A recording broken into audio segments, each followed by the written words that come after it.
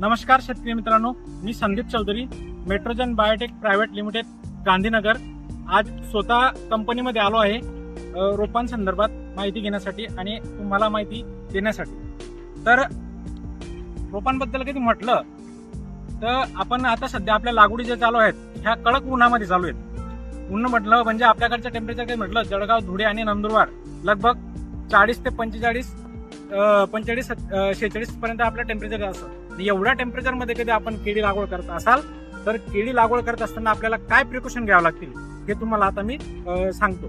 तर प्रथमतः जे शेतकरी केळी लागवड करत असतील त्यांनी बेड जो आहे हा टॉप टू बॉटम हा ओला केला पाहिजे, जेणेकरून रोप रोप लावल्यानंतर जी बेडमध्ये गरम हवा शिरत असते, इकडनं गरम हवा शिरते त्या साईडला निघते, तर त्याच्यामध्ये हे जे व्हाईट तंतुमुळे असतात हे डॅमेज होत असतात. याच्यामुळे रोप हे जे रोप आहे हे कोलॅप्स होत असतं. म्हणजेच याला वरुणी उन्हाचा शॉक बसतो आणि त्याच्यानंतर या तंतुमुळा ज्या आहेत तंतुमुळांना पण शॉक बसतो, त्याच्यामुळे रोप हे कोलॅप्स होत असतं.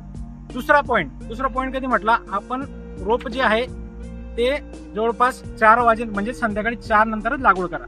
4 नंतर लागवड केल्यामुळे काय असतं, पूर्ण रात्रभर त्याला थंड वातावरण मिळतं. थंड वातावरण मिळाल्यामुळे हे प्रॉपर सेट होत असतं. तिसरा पॉईंट कधी म्हटला तर रोप लावल्यानंतर त्याला पाठीमागं लगेच प्रॉपर हे लागलंच पाहिजे, कारण की आपल्याकडं गरम हवा ही सतत चालू असते.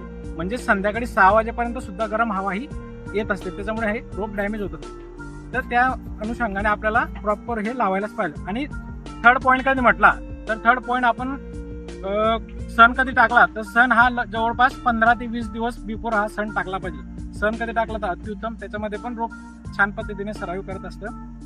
तर या ज्या गोष्टी आहेत या गोष्टी कधी आपण पाळल्यात तर मॉर्टॅलिटीचे चान्सेस जे आहेत ते खूपच कमी येतील. या पद्धतीने आपण लागवड करा. थँक्यू.